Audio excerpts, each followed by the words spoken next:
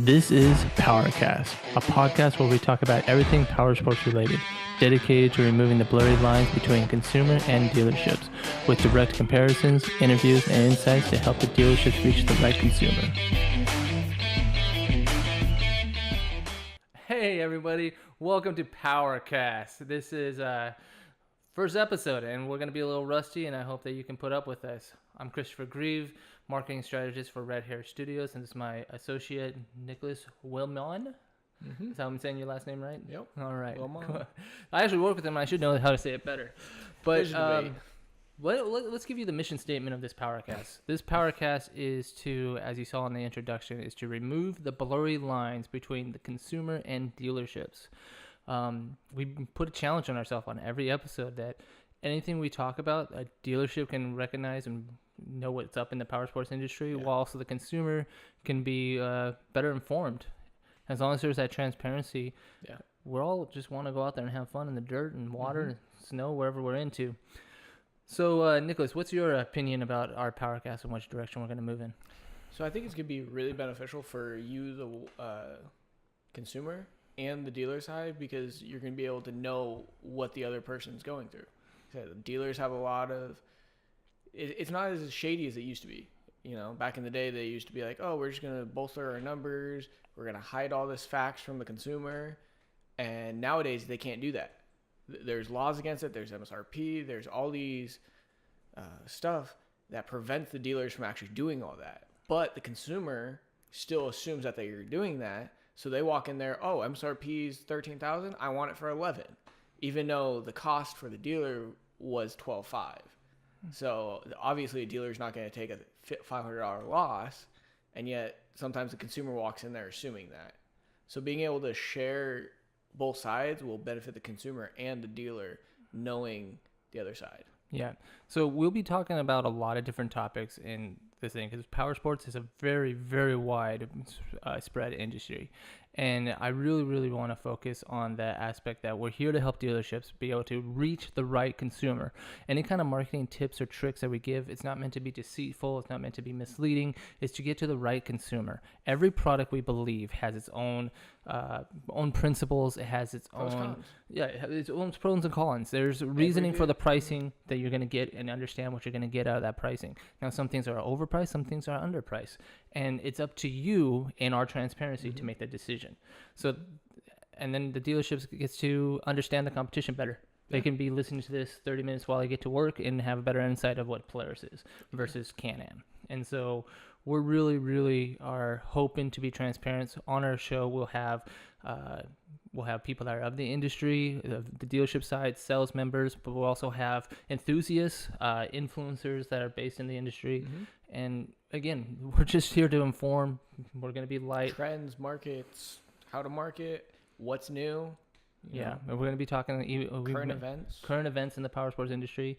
Some people, like today's episode, people aren't going to know that Polaris is actually going through a really hard time with the Chinese tariffs, and Harley's in that aspect too. But today we're going to focus on Polaris.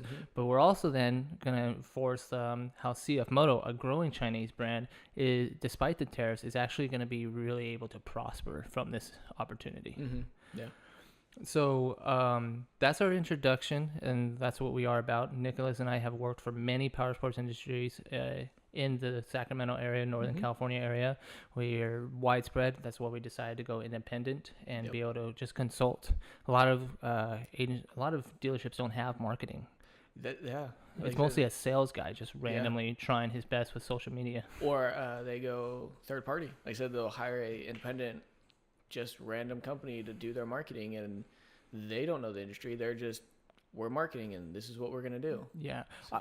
I used to once believe, before getting into power sports, that marketing, I have a background with clothing and got milk and stuff like that.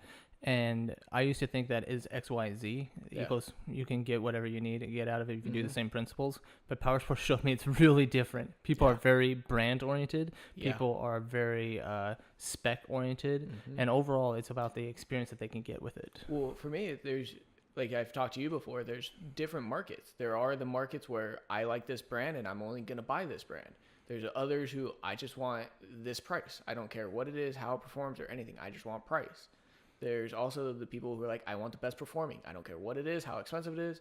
I want top of the line. I want to win. I want to do everything. Yeah. So that's the challenge, is trying to cater to all those different markets of what they want. Yeah. So as a consumer, I mean, you may be mom, dad, got the house, got the kids, and you want to go out four-wheeling or go out on the jet skis. Yeah. But then you also got the guy who's like, I'm 25, I don't got a lady, I want to go fast. I want to go race it. Yeah. Yeah. So we're going to be, hopefully, like I said, we're trying our very best to be very widespread. And down in the description, I really cannot go detailed into that. In the bio, we're going to be doing a lot of different things about maybe timing, where if you really want to just know about the comparison of two vehicles, or you really just want to know about the marketing, we're going to try to put the timing down below. YouTube would be really helpful. Before, it would just be a number that you can just scroll to or whatnot. And we don't want to do much work for you, so we may, throughout our base social media platforms, LinkedIn, Facebook, and Instagram, we may just do small little excerpts just to give you information. Just the comparison part of it, just the dealership side of it, kind of just narrow it down for what you, the viewer, kind of want to watch. Yeah. So let's go into the topic of the day: Chinese tariffs and Polaris. Yep, that's a thing that's happening right now. So give me your personal opinion about what the brand of Polaris is.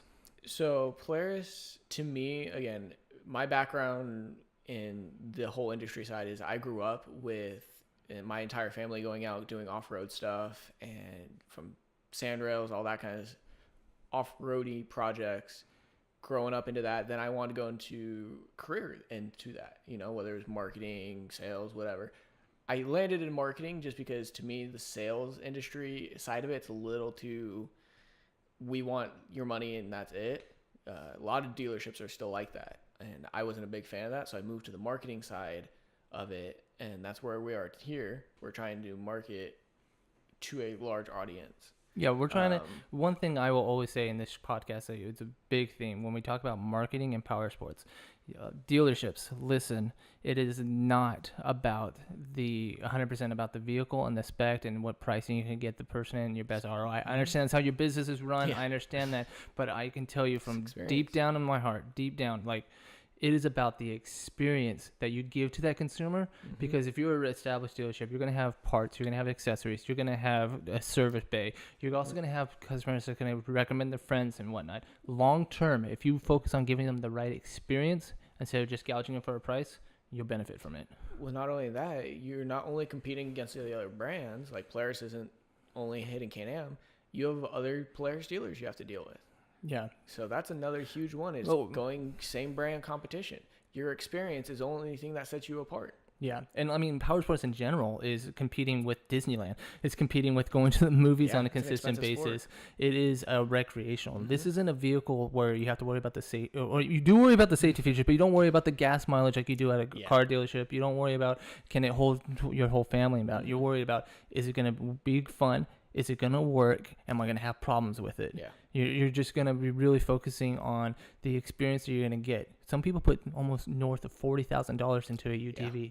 And that's, that's like 5 of my cars. Some people even go to the extreme and buy sandrails and pre-runners at upward of 6 figures.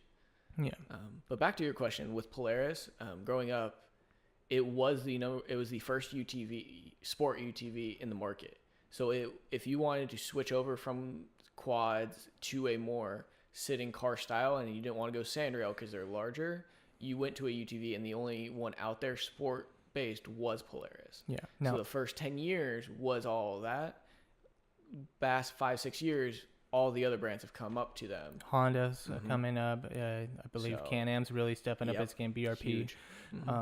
But the main thing that we're talking about is, despite Polaris being an American company, they actually do 15% of their overseas manufacturing. Yeah. They're assembled here in the States and everything, but most of their stuff is made, and that's 15% of everything. And then we're talking about their engines, we're talking about bumpers, we're talking about accessories, and they're estimated to lose about $200 million in net profit.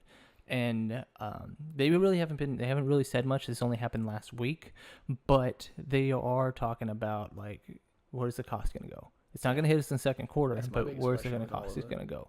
So they're going to be dealing with a lot of competition. The Polaris brand is good for it. It's competitive. It has one of the best torque, as you were pointing out earlier.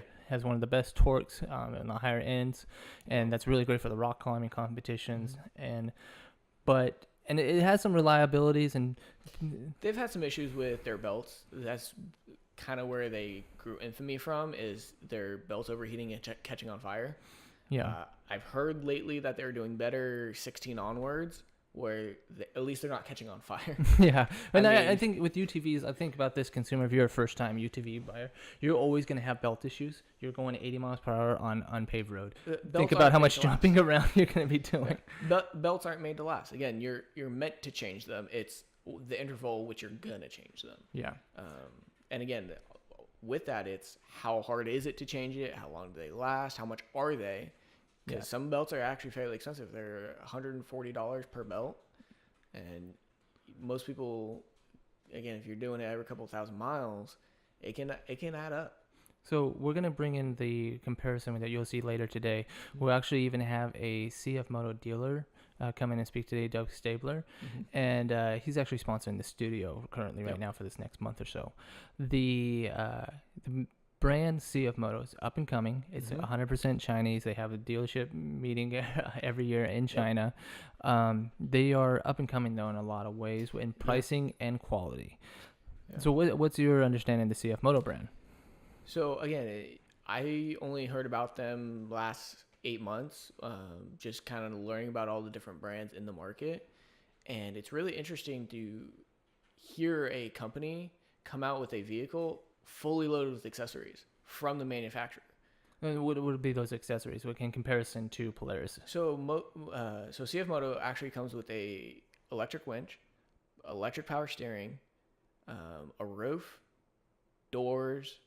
I think that's about it. But that's about $2,000-$3,000 worth of accessories. And they have a widespread of aftermarket products. And soon, I'm just saying from dealer stock, that's what it comes with. Okay. So Polaris, you don't get a roof, you don't get doors, you don't get the winch, you don't get bumpers from the factory. You can buy those aftermarket, and they just apply them to your financing. Yeah, and then so the standard price goes way up. Compared to CF Moto, where you walk into the showroom floor, you walk out with all those accessories already built onto it. And then would you say it's priced equally, or? So yeah, that's another interesting part about it is CF Moto is actually cheaper, and you get more accessories. Okay, so what are the two models that we're going to do a comparison on later? So I actually have the fact sheets right here. We're going to be looking at the Z-Force 1000 CF Moto, and then the Razor S900. And the reason I chose those two were because they're almost equal in horsepower, and that's one of the most common things people compare when they're comparing brands is how much horsepower they both have. But public opinion is going to be like, they're different motors. They're not both 1,000. Yeah, well, that's part of it, yeah. One's a 900, one's a 1,000, yet they're both putting out about 75 horsepower. So again, when you hit the throttle, they're going to go about the same speed. So it's kind of the most fair comparison. Right. So on the marketing side, this is more on the dealership side. If you're a consumer, you may not want to hear this part, and you can skip ahead for like 5 minutes. Yeah. But I want to emphasize, if you are a Polaris dealership and you're worried about these tariffs and stuff like that, do not try to just blame the Chinese tariffs. I understand it's rough. I understand it's tough. But when it comes down to your consumer, you have to share the quality of the product. It's been in the industry for a long time. So that's history. That's nostalgic. We don't know how long the tariff is going to be there. So if anything, you can nurture leads. That's one thing you can definitely do. Another aspect is that you can talk to your consumer and be like, yes, we have the tariffs, and yes, there's a little slight price hike. But remember, we are local. If you're a local dealership, you can mention your service, your quality that you're willing to give to that service, your access to be able to order the right parts. You start selling everything outside the vehicle and that price, and try to put that your services, your things that you can bring outside after the purchase to the consumer in that price. If that makes sense, that's the best way that you're going to be able to sell it and really stay up. But then also another thing, you can also. Some dealerships are afraid to do this because of the labor costs that it takes, but include the accessories onto the model. Once you include the accessories onto the model, when someone's trying to haggle with the prices, and again, haggling in any kind of dealership, any kind of financing, you're going to do that. dealerships should always try to give them the best price to meet the consumer's need. If a consumer says, hey, I want to meet this monthly payment, you try your best to make that monthly payment. But again, if you need room to haggle, which is an old term, you can tell them, hey, this is an accessorized unit, and I'll take 10% off the accessories. You're still making a higher profit on it versus, and they're going to feel like they're getting more out of it. That's another thing I've heard that dealerships can offer is when you buy a unit, we'll throw in 15% off on any accessories you do want to buy. Right. Because even if you did pre-accessorize it, maybe you don't want a roof or you don't want skid plates. You know, maybe you don't want some of the stuff that they would throw on. You can just offer a 10-20% off any parts and accessories that they do buy with the unit immediately. So then they get exactly what they want. They get a winch, they get a rear bumper, and that's it. But it is at a discount. Yeah. Any kind of consumer that is already talking to you and you're a Polaris dealership, you have an advantage. They're aware of your brand. And now you just have to give them the offering to the extent of that brand. And if they're in their dealership, they're looking to buy. Yeah, People 90% of the time. With the internet nowadays, people who aren't really serious about buying don't go into dealerships. Yeah. Because they don't want to have to deal with the hassle of being harassed about it. So if they're in your dealership, they're looking to buy. Even if they're tire checking and everything like that, remember, I'm going to just say the main strategy that I'm going to emphasis with Polaris right now dealing with the tariffs, sell everything outside the model that your dealership can bring to them into the value that you're selling it at. Now, we're also going to go into our comparison of the CF Moto. Now, CF Moto, the first thing I heard when CF Moto dealerships heard about the tariffs, they were very much worried, like, oh my gosh, I'm already having the brand recognition hardship of selling this. Then I don't know how I'm going to also sell this with the increased price. I talked to the CF Moto rep last week, and he mentioned that CF Moto is going to try its utmost best to eat the cost. Yeah. So there's going to be no price hike. That is crazy. So all the competition that they have is going to go up in price. They're going to stay exactly the same and offer more accessories right off the bat. So, and the MAP policies for CF Moto is not as strict as what Polaris and PRP would be recommending is. So you can have a little bit wordplay on your social media. You can have a little bit more wordplay on your advertising, and you can definitely say, it's easier to market for sure. You can definitely mention no price hike here. Those are little catchphrases they can use. You can say that you can say staying the same, and then you just put out maybe 3 points of like quality, whatever, performance, etc. Those kind of little bullet points after it. And this is a great opportunity. Now, let's say in 6 months, CF Moto says, hey, we can't eat the price anymore. All right. The new quarter ended. And you're like, hey, we can't eat the price anymore. We really got to push these out. I'm sorry, dealerships. Dealerships now have these price hikes on these vehicles they already bought for the year, and they're going to have to deal with this. You're still going to be cheaper than Polaris. And your other brands. Like I said, I know we're going to be comparing Polaris and CF Moto today, but Yamaha, Honda, they're all Asian companies that are also going to have tariffs going with them.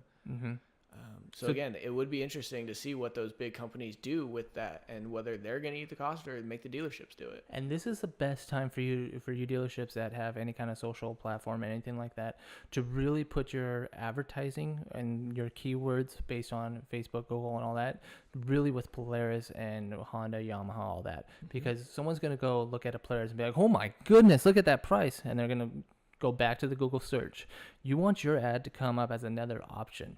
And you want your ad to come up and be there, therefore they can go, oh, what's this brand? Because if you're going to put lots of money into it and they're going to see a price difference, at least you're going to be able to get them to inquire about the product. Maybe they'll be disappointed in the overall top speed. Maybe they'll be disappointed in the warranties that are provided with it, etc. But you're going to be able to give them yourself an opportunity to approach that salesperson. Yeah. So, now we're going to go into the interview with Doug Stabler. He actually is sponsoring the studio today, or the next couple months, I believe. And it's ATV Wholesale Outlet. He's going to tell you the brands he carries. He's going to tell you about the brand of CF Moto because we want to give awareness to CF Moto. See his experience as a dealer of what he's going through right now with the tariffs. Right.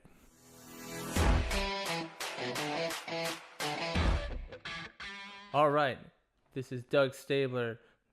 Doug Stabler, this is your studio right now. You're sponsoring it, ATV Wholesale Studio. Tell us about ATV Wholesale.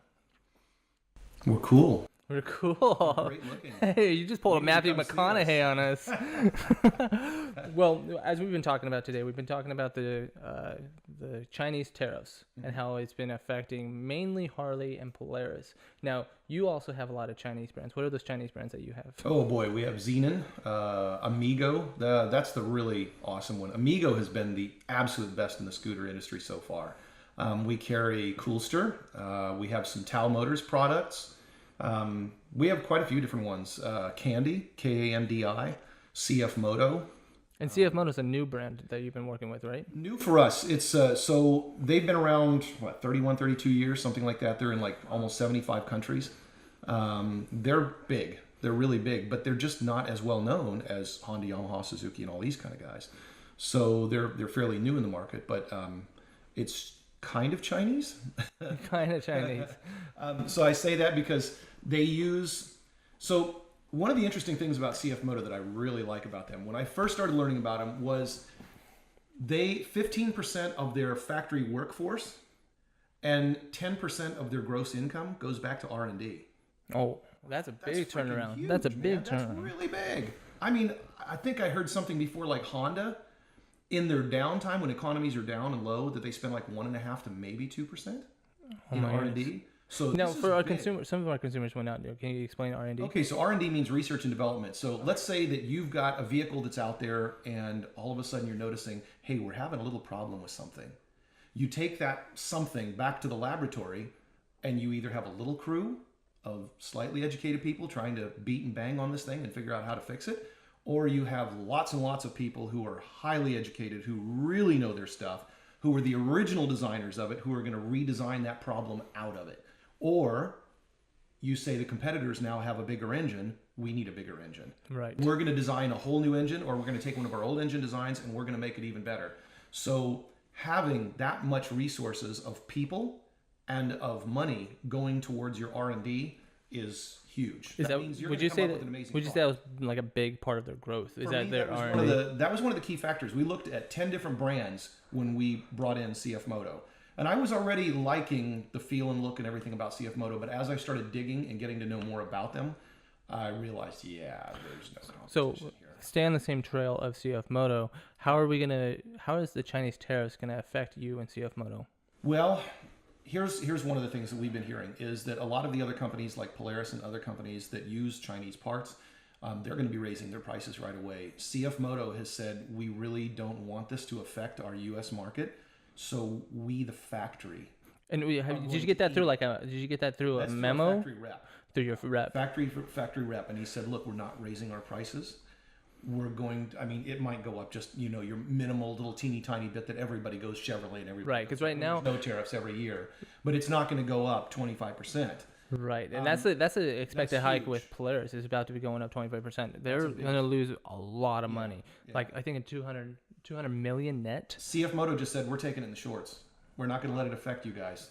We're just going to take a hit ourselves at the factory. Do you think it's not going to last long term? That's why they're doing it? I think they're hoping so. That maybe they'll just take a loss in profits in the U.S. market for a while to be able to keep their momentum going. Because they've been, like this year, some areas were between 40 and some between 60% growth from last year to this year. So that's huge. Their growth has been massive. So like you and I were talking just a little while ago, you had some spec sheets there. Yeah. And it's kind of interesting. So, like, not to knock Polaris, but to knock them. Well, okay. First thing about the PowerCast. We are just to bring awareness. Okay. Every company has a different value in a different way. Do. Exactly. So like I said, we're gonna be doing a segment, hopefully in the future with you about the Coolsters versus Honda ATVs for kids. Yeah. The price change there for an 8-year-old. You're just gonna make sure he has fun. Yeah. So you're gonna get the Coolster, and we'll go into that later in a future episode. But we're not knocking. We're just going to put out the differences and put out facts. Yeah. Well, here's one of the things that people come in and tell me all the time. I spent $25,000 or $30,000 on a Polaris. More than my car. And the beep, beep, beep thing keeps eating up belts. Yeah. And it really makes them angry. I spent all this money and I'm out in the middle of nowhere and my belt breaks. That's pretty terrible. And I've done some work on the Polaris belts, and it's not easy to get to. Yeah. It's really difficult. So we don't have that issue. So back to the R&D people and the people at the factory, they've said, look, we can design our own transmissions. Why? There's a Canadian company called CVTech. They're like the best in the world. These guys make amazing CVT Does Can-Am use that? transmissions. No. Yeah, so They use Rotate. CF Moto hires CVTech to make their transmissions. So their transmissions are designed and built by CVTech. And it's plastered all over the bodies of our vehicles that you know. It's like one of the name brand stickers. They also don't even try to fiddle around with fuel injection. Who's been doing it a long time? GM and Mercedes. So Bosch and Delphi.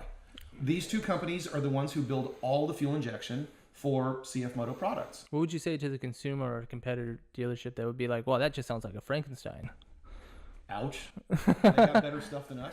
I mean, they're using some seriously good stuff. I mean, it's like you were telling me about the Polaris brand that they use, Fox shocks, right? Right. Why are they going to an outside company? What, can't you build your own good, decent shock? Mm-hmm. No, it just makes sense. You've got somebody like Fox who's been building these shocks for a million years, and they have an amazing reputation in the race industry, so they're using them. Well, guess what? CF Moto uses KYB and Elkin. Yeah, as part of this podcast, we're going to be going into showing that CF Moto actually has a really great opportunity right now. They're going to be eating the cost.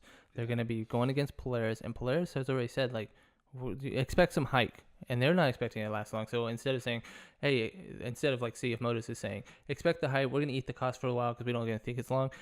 Polaris is on the other side saying, expect a hike in price, and you guys are gonna pay for that. It won't last long. You know, it's like they're on the opposite side of the coin of the same problem. And I really think for anyone that's out there that's a CF Motor dealership, that you need to really focus on, hey, we have price, it's loaded, and that we can. The company is a lot. It's a lot more about the consumer. Quality of the vehicle, accessories that come free on the vehicle, price of the vehicle, cost of fixing and maintaining the vehicle, every aspect of it, just all the way around. The R&D behind each and every vehicle, they're amazing. I mean, bang for the buck. You are not going to spend your money wiser anywhere else. You're not. You talked about service. You actually have like a service team that is certified to work on them and everything like that. Sure. Was it hard for their training to get to them? No. No, that must have been nice for your buck, huh? Every CF Moto dealer that they set up everywhere, they all have the scan tool. It's a really simple little scan tool. You plug it in underneath the dash, and it's just like a car, and it communicates with its computer and says, "Here's the issue. Take this out and replace it. Boom, done." So there's really not a lot to it. Old-fashioned mechanic skills, and then plug in the scan tool and ask it, "What's wrong?" Man, you can almost get a high schooler to do that at low cost, huh? Yeah. Okay, another aspect that I want to go into is the experience and the demographics. That's really important. We want to make sure that the consumer that are listening to this, they can actually know that this may be a product for them, while also the dealership can be able to reach that right consumer. So what would you say the difference of the demographics or consumer base is between CF Moto and hot topic Polaris? Boy, that's a tough one. I mean, it's the same people. It's just that when they realize more dependable, a lot less money, fully loaded, where were you guys? I didn't know about you guys. And then they come in and that's it. What about down the cash and they walk out? But it's the same people. It's just that a lot of these people have thought, well, I bought Polaris forever. My grandpa had a Polaris and everything. And somebody had explained to me years ago, like, why did Polaris get so big? They got an American military contract for several $billion. And that took them from nothing in obscurity to being big and having loads of money to pop up dealers all across the country. But it's not because they're the most amazing machine out there or they have the best prices out there. The CF Moto stuff is amazing and they have the best prices out there. So what would you getting the word out there? I mean, if all of a sudden CF Moto, somebody dropped a $3 billion military contract on them, they could probably pop up dealers and beat, Polaris overnight. So what would you say is like, I guess you would say the style and look of like the Polaris Razor, and I think it's like the Z-Force for CF Moto. Like those are the two kind of sports models. Very similar. Very similar. Yeah. I mean, the buyer that goes in and looks at a Polaris vehicle, if you took the name badges off and you didn't tell him which one was which one, and you said, do you like this one or this one? He's going to go, he knows one is Polaris and one is CF Moto. and he's hoping that he's going to choose the Polaris one because of his pride in buying Polarises and his neighbors and everything like that. But he's going to look at him and go, I don't know. Okay, so what about the guy that does buy the CF Moto and then he gets raised at the dunes being like, hey, you got that crappy, cheap brand? Okay, so I always refer back to when I first started doing my research for, do I want to carry this brand or not? I thought of it, okay, as a consumer and as me. And I thought, okay, the consumer is going to buy it one time. He's going to have to deal with it one time. But I'm going to have to sell 150 of these a year. So if these things are breaking all the time, I'm going to have 150 people upset. The consumer is one person who's upset. I'm going to be dealing with 150 upset people. So I wanted to make sure they were tough. That these things, you could go out and give them a good pounding.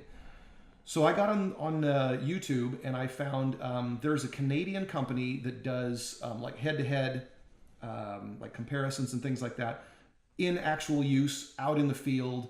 They're called Trax, and they're really neat to look up. They got a lot of really cool stuff. They compare all kinds of things in all different ways. And there was some sort of a Canadian endurance race that they had done, and they had all brands all mixed up, and the two that won were both CF Motos. Oh my goodness, we're probably gonna have to tag them, and they're not affiliated with us yet, but no, they're amazing. These guys they're a really cool group of guys, and they're just out having fun, beating the you know what out of all these different vehicles, and sliding sideways and jumping them and going through mud and just torturing these vehicles to say which one they like the best. All right, so and these guys loved it. Down below, we'll try to put in the description, try to find a link to that exact video to Trax. Hopefully they won't be mind being affiliated with us. If they do, sorry, we may have to get rid of them. So what would you be your advice for the dealership coming up with the tariffs? Because it's not going to supposed to be really in effect until after second quarter. For the dealership? Yeah, for the dealership guy. For the dealership, for the salesman. I mean, my way of looking at it is I've already made my choice. I like CF Moto. I'm absolutely sold on it. My customers love it. The amount of these vehicles that we sell and how many of them come back, they don't come back. I need a battery. I need a tire. Oops, I poured some water in with some old gas into the gas tank. That's about it. Just normal stuff. My advice would be stick with the brand, stay with it. It's an awesome brand. It's doing nothing but just going up and up and up and up and up. So, I mean, why would you dump it? Right. Why would you think of shying away from it? Why would you sell less of it? It's even more relevant, more important, and more good stuff and made for today's market, even with the tariffs. They're still really taking care of us and treating us dealers well. If in turn we can treat the customers really well. If 100% CF Moto is going to be eating the cost, the price is not going to change. You don't have to worry about tariffs don't apply to you. Yeah. No. That's as simple it comes down to it. If you want a UTV, go to your nearest CF Moto dealer. It's bang for the buck. You're not going to beat it. Period. Well, all right. It's been a good talk, Doug, and I appreciate your time. You want to put in a little plug for ATV Wholesale, where they can find you, where they can... We got lots of them in stock. So where can they find... Yeah. So come see us. Where can they find you at for ATV Wholesale? If you just go to Google and you look up in Sacramento, ATV Wholesale Outlet, we're on Auburn Boulevard. We're on the main drag where there's about 15 brands all together. We're kind of like an auto mall type thing. So, yeah, look us up. Okay, and what's the best phone number plug? 916-922-3333, and we are there Tuesday through Saturday from 10 to 6. Yeah, he has no voicemail. We're going to talk him into getting a voicemail. But, that's 4 threes at the end of that. And 922-3333. Yep. And so give them a call, ask about them. They have a great sales team. They actually been going through some training about CF Moto when the rep came through last week, correct? Yep. All right. Call and talk to me. I'm happy to tell you. Yeah, ask for Doug Stabler. I'm the most enthusiastic. All right. Well, that's the part of our interview process that's done, and we'll be going into direct comparisons next. Well, that was very insightful from Doug. We appreciate our guests that come in here. If you ever do want to be part of the Powercast and you have an opinion that you want to mention about the industry in any kind of way, do give us an email. You should see that in the link below. Hit us up. We're open-minded people. We want to hear people's opinions. We want to hear all the sides of it. Yeah. Dealers, consumers, manufacturers, all of them. We want to hear all the sides of it. So, Nicholas, you are more of the spec guy out of this team right here, and you love the specs. Yeah. So what are the specs you're going to be talking about today, and what models? So we're going to compare the two models, the CF Moto Z-Force 1000 versus the Polaris S900. Like I said in the beginning of the cast, we're going to focus on these two models because the horsepower and the size of the vehicles are pretty much going to be almost identical. The Z-Force 1000 is putting out 79 horsepower with its 1000 cc motor versus Polaris, which is going to be 75 horsepower and its 900 cc motor. Size and shape, they're going to be almost identical. I think right here it says the CF Moto is about 6 inches longer, but 6 inches, I mean, you're talking maybe that much. Yeah, and I mean that's important to know, though. I know some people really squeeze into trailers Wheelbase, and toy haulers. So, so other than that, the wheels are going to be pretty much the same. and these are all default, like yes, base model. Base model. Okay. No upgrades, no nothing. Straight off the showroom floor. Again, you're looking at it. You're both going to have a CVT belt transmission system. Again, they're from different brands, but they're going to be the exact same style. So you're not going to have too much of a difference there. Again, I have heard, though, that Polaris's belt system is a lot worse. You go through belts all the time. I have heard from CF Moto owners that they don't go through belts as quite as fast. Yeah, and this is you pulling from all the forums and community pages and whatnot. Yep. For a consumer, that's a really important aspect. For a dealership, it's really important that you go and use these as reference to know about your product, because you prepare yourself for any kind of questions they have, because someone else has probably had that issue before. You want to talk about the horsepowers, right? Yeah. So the horsepower, like I said, they're almost exactly the same at this model. So they're 75 versus 79, which, like I said, is almost exactly the same. But the biggest difference you're going to find is the features on the CF Moto. So they're going to come with electric power steering. So when you're at a stop, the turning can be really easy with the CF Moto compared to the Razor that does not come with the power steering. So that's a huge feature that it comes with that the Polaris does not. Yeah, I know that a lot of people actually add in it's DPS, is like direct power steering. That's like an additive feature that a lot of people go to in most vehicles that are off-road. Yeah. I mean, you're going to be going through the mud, you're going to be through the dirt. This is all atypical stuff. People know about it, but that helps it. The higher end Polarises do end up coming with them, but again, those are going to be $6,000-$7,000 more expensive. Another thing the CF Moto comes with that the Polaris does not is a winch, and that's another huge thing a lot of people end up upgrading to, is having a winch so you can pull yourself out, pull your buddies out. Now, would you say that the CF Moto's base model is more of a utility versus a sport, and while the Razor's more of a sport versus utility? I would. They're both sports.